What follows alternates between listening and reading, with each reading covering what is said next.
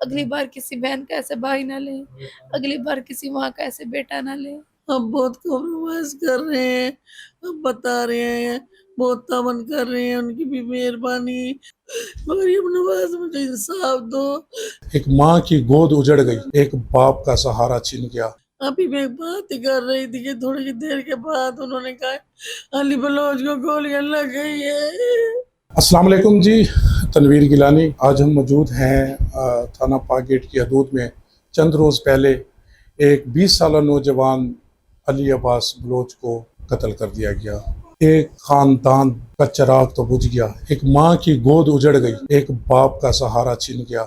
بہن اور بھائی آج انصاف کے منتظر ہیں۔ علی عباس کی والدہ ہمارے ساتھ موجود ہیں، ہم ان سے جاننے کی کوشش کرتے ہیں۔ میرا بہت اچھا بیٹا تھا، میرا اس سے جیسا امی جی کے سوا کچھ نہیں کہتا تھا، میرا بہت فرما بردار بیٹا تھا، میرا بہت پیارا بیٹا تھا۔ امی جی جیسے تو کہے گی ویسے کروں گا۔ دشمنوں نے میرے بیٹے کو مار دیا، میرے بیٹے نے کچھ نہیں کیا، میں غفلتوں میں آ کے گولیاں چلا دی۔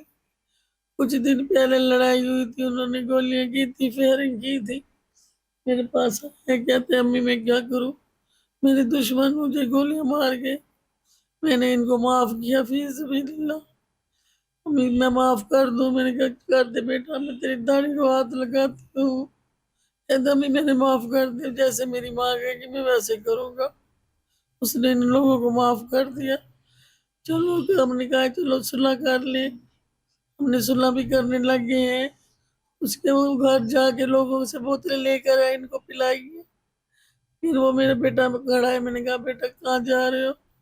کہتا میں مجھے 100 روپے تو میں پان لینے جا رہا ہوں، جلوس آیا جلوس بھی دیکھوں گا۔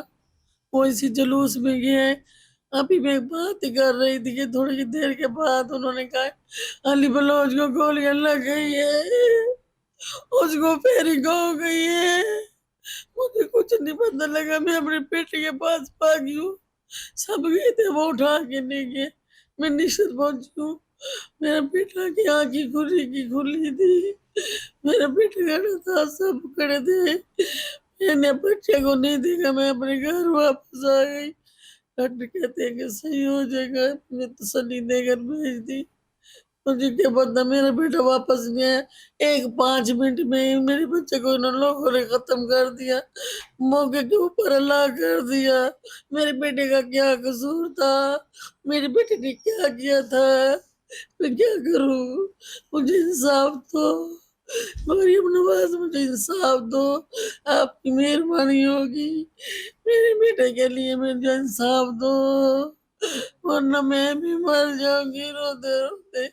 تو بھی ایک ماں ہے، تیری بھی بچی ہے، تجھے بھی اپنے انصاف کا پتہ ہوگا، اپنی گود کا پتہ ہوگا، ماں کی گود کیسی ہوتی ہے۔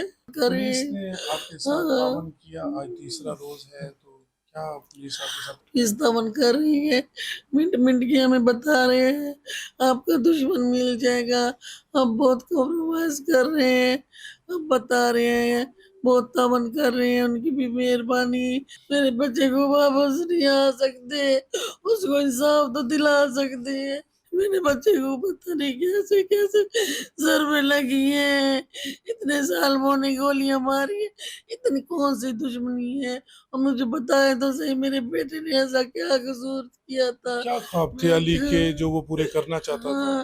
میرا بیٹا اب میرے ساتھ عمرہ کرنے جاتا، ہم اپنے ماں باپ بیٹے ہم نے تیاری کی ہوئی تھی، میں نے اپنا پاسپورٹ بنوا لیا تھا، میرے بیٹے نے اب میرے ساتھ پاسپورٹ بنوانے جانا تھا، ہم جا رہے تھے، انہوں نے سارے خواب چکنے چور کر دی۔ علی عباس کی سسٹر موجود ہیں، ہم ان سے بات کرنے کی کوشش کرتے ہیں۔ کیا کہیں؟